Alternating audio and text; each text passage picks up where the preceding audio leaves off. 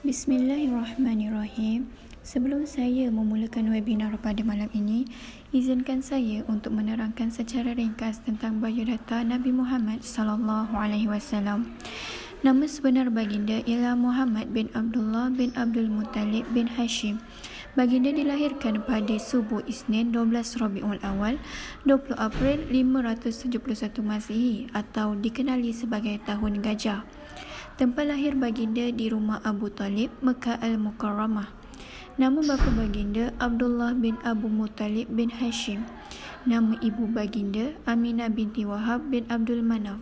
Pengasuh pertama baginda Barakah Al-Habasyiyah atau digelar sebagai Ummu Aiman. Ibu susu pertama baginda digelar Tuwaibah, manakala ibu susu kedua baginda Halimah binti Abu Zuaib As-Sa'adiyah atau lebih dikenali sebagai Halimah As-Sa'adiyah. Bismillahirrahmanirrahim. Assalamualaikum warahmatullahi wabarakatuh. Salam sejahtera dan salam hormat. Pada malam ini, Selasa malam Rabu, tanggal 23 hari bulan 11 2021, jam 10.30 malam. Pada malam ini, satu webinar yang memberi manfaat kepada anda semua akan dilaksanakan. Selamat datang ke webinar mencontohi akhlak dan pengurusan emosi Rasulullah sallallahu alaihi wasallam. Saya Nurul Nadirah binti Kamarudin selaku moderator anda pada malam yang indah ini. Pertama sekali bersyukur kita ke Hadrat Ilahi kerana dengan izin serta limpah kurnianya dapat kita bersama-sama bertemu dalam webinar pada malam ini. Hadirin yang dirahmati Allah sekalian, sebelum saya memperkenalkan kedua-dua ahli panel kita pada malam ini, izinkan saya menjelaskan sedikit mengenai topik yang akan dibincangkan. Rasulullah sallallahu alaihi wasallam merupakan nabi yang diutuskan oleh Allah Subhanahu wa taala bagi menjadi ikutan kepada umat manusia.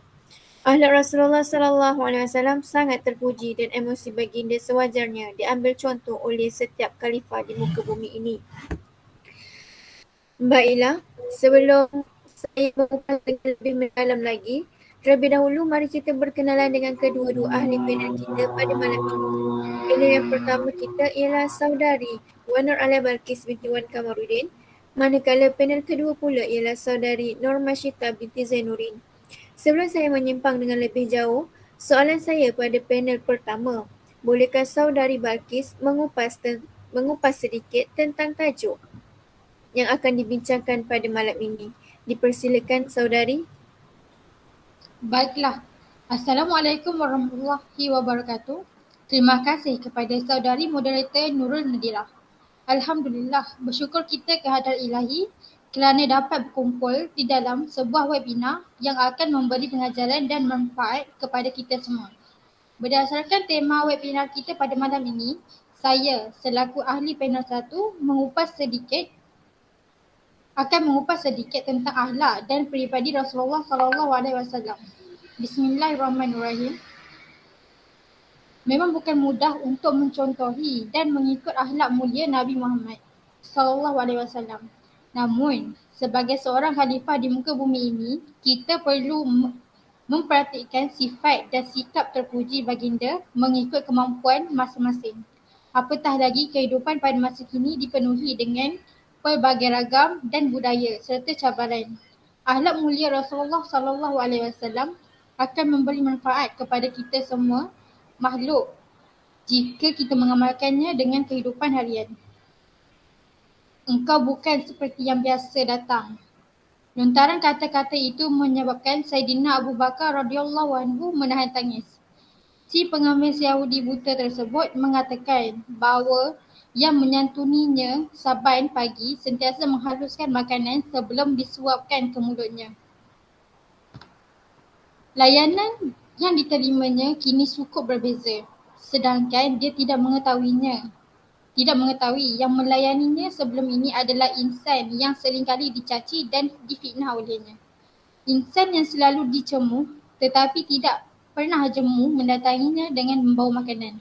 Itulah dia insan agung, Rasulullah sallallahu alaihi wasallam.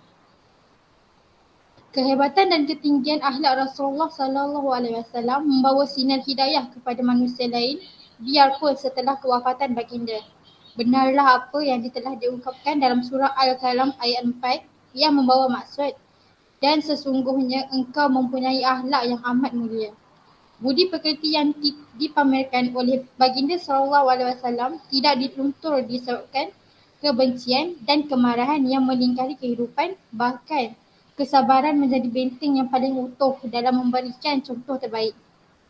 Oleh itu, kita sebagai khalifah Allah di muka bumi ini seharusnya mencontohi akhlak Rasulullah SAW dalam menangani cabaran dalam kehidupan seharian kita.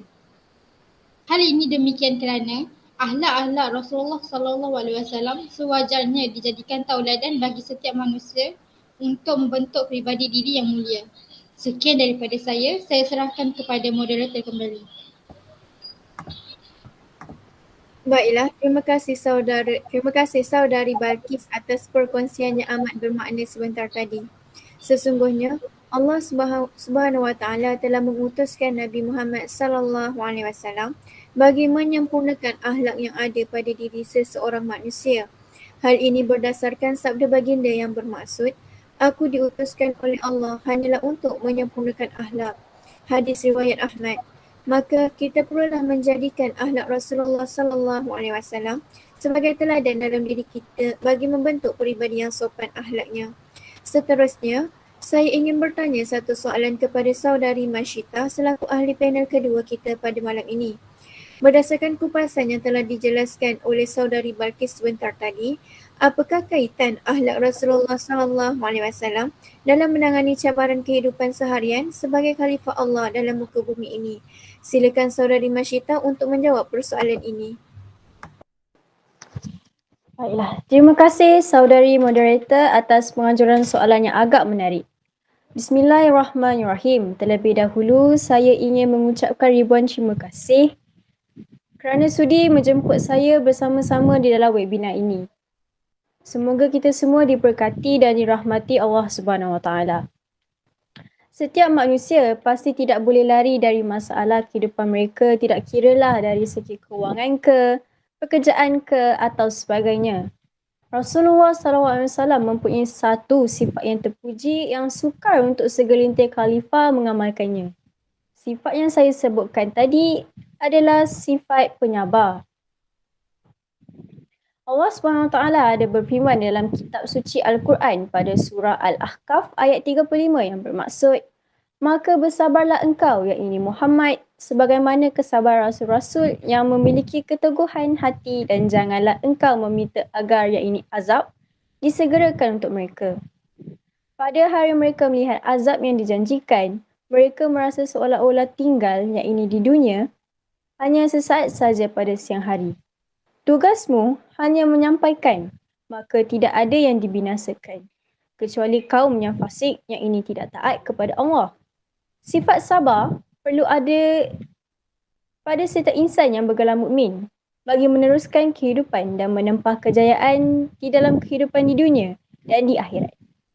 Bayangkan jikalau manusia tidak mempunyai atau hilang sifat sabar dalam diri mereka.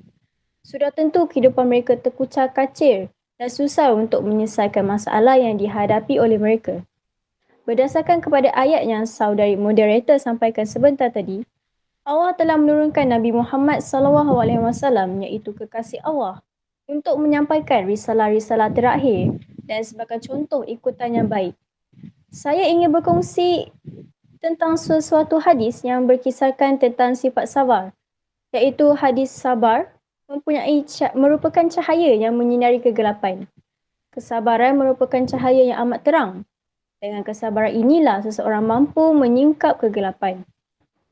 Rasulullah SAW mengungkapkan, dan kesabaran merupakan cahaya yang terang.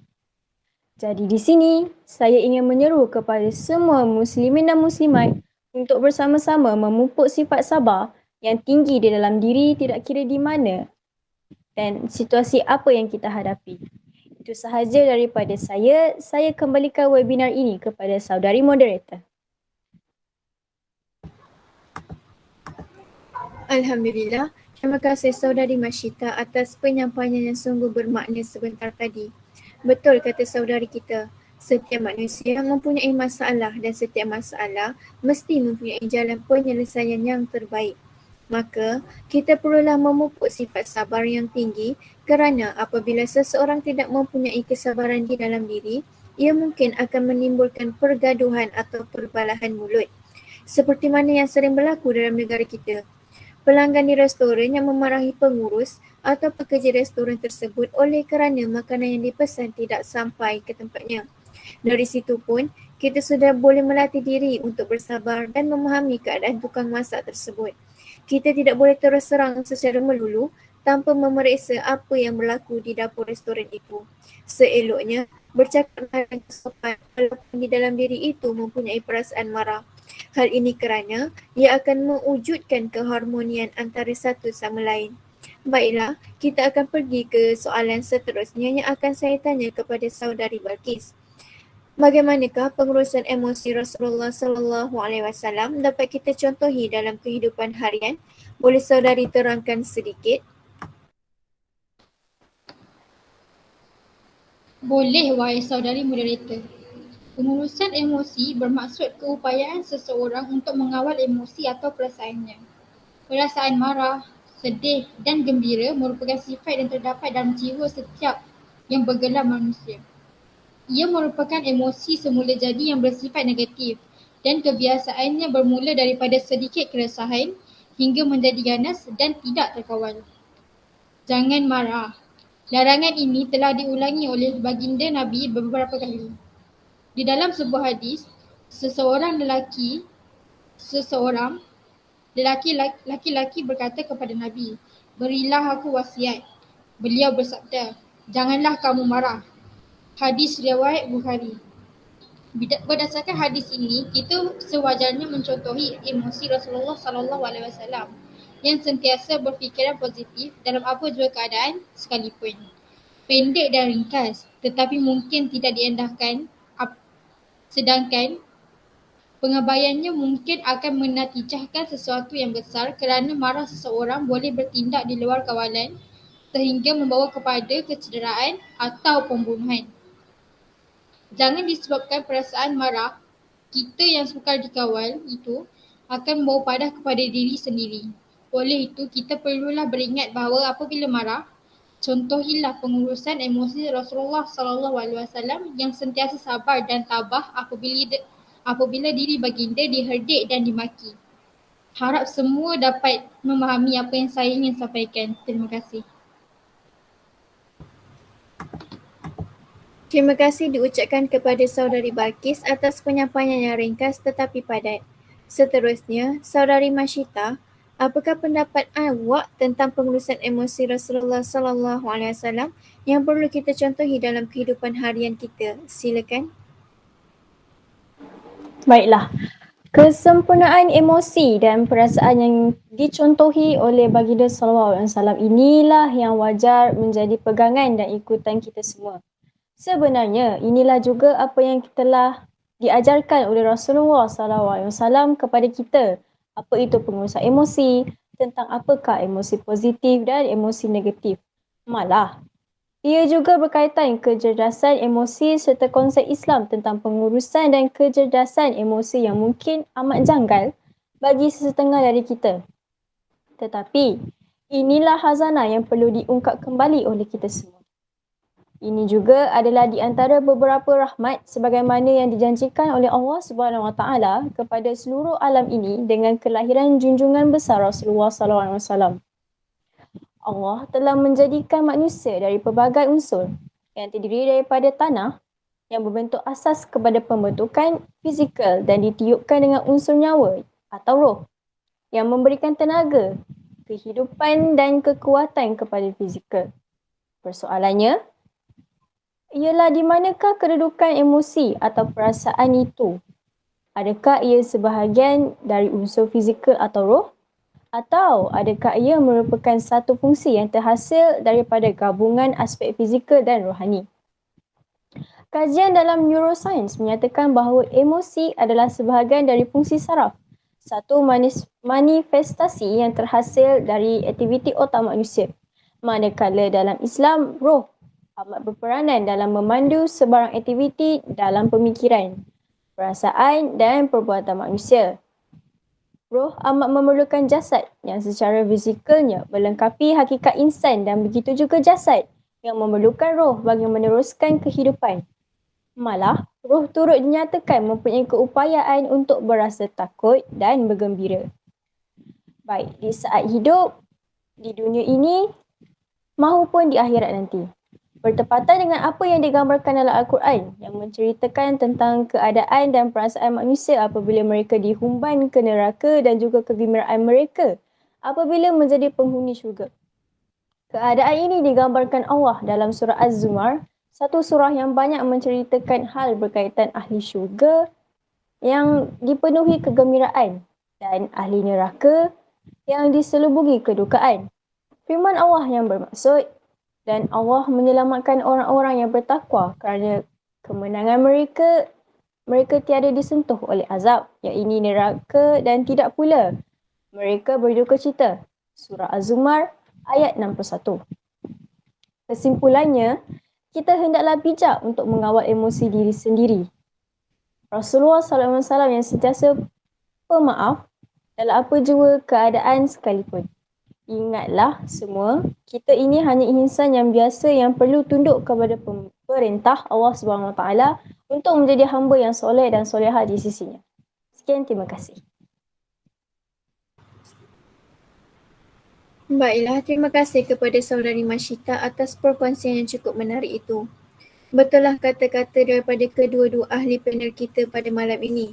Jika pada hari ini, masyarakat moden telah terdedah dengan apa itu kepintaran emosi serta kaedah pengurusan emosi dengan betul, tetapi hakikatnya, kelahiran Rasulullah SAW sebagai penyempurna akhlak manusia lebih awal mengajar manusia berkaitan kecerdasan emosi dan perasaan serta cara mengendalikannya. Emosi tidak terkawal perlu dikendalikan agar kita menjadi lebih baik. Baginda telah mengajarkan untuk mengenali apa itu emosi, sama ada emosi positif maupun negatif. Dan bagaimanakah kita untuk berubah, sifat emosi itu boleh berubah menjadi sesuatu yang membina ataupun merosakkan. Beserta dengan cara pengendalian emosi, inilah yang menjadi asas kepada akhlak dan tingkah laku seseorang manusia tersebut.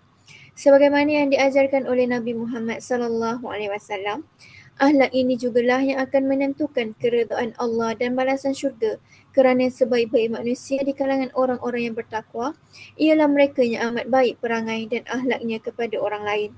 Mari bersama-sama untuk menghayati maksud sebuah hadis riwayat Imam Tirmizi. Sabda Nabi Muhammad SAW, bertakwalah kamu kepada Allah di mana sahaja kamu berada dan iringilah kejahatan dengan perbuatan kebaikan dan berperangailah kepada manusia dengan perangai yang baik. Baiklah semua, masa telah mencemburui kita. Jadi webinar pada malam ini sudah tiba di akhir acara.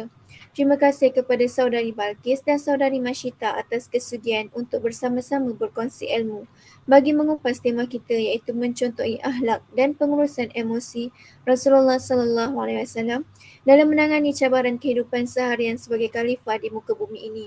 Semoga apa yang disampaikan dapat memberi manfaat kepada kita semua. Sesungguhnya yang baik itu datang daripada Allah SWT dan yang buruk itu datang daripada kelemahan kami sendiri. Kami meminta ampun dan maaf jika ada tersalah bicara. Kami mohon undur diri dulu. Wabillahi taufik wal hidayah. Wassalamualaikum warahmatullahi wabarakatuh. Rasulullah, dalam mengenangmu kami susuli lembaran sirahmu, pahit getir perjuanganmu membawa cahaya kebenaran. Engkau taburkan pengorbananmu untuk umatmu yang tercinta, biar terpaksa tempuh derita, cekalnya hatimu menempuh ranjaunya. Tak terjangkau tinggi pekertimu, tidak tergambar indahnya akhlakmu, tidak terbalas segala jasamu. Sesungguhnya engkau Rasul mulia, tabahnya hatimu menempuh dugaan, mengajar erti kesabaran, menjulang panji kemenangan, terukir namamu di dalam Al-Quran. Rasulullah, kami umatmu, walau tak pernah melihat wajahmu, kami cuba mengingatimu dan kami cuba mengamal sunnahmu. Kami sambut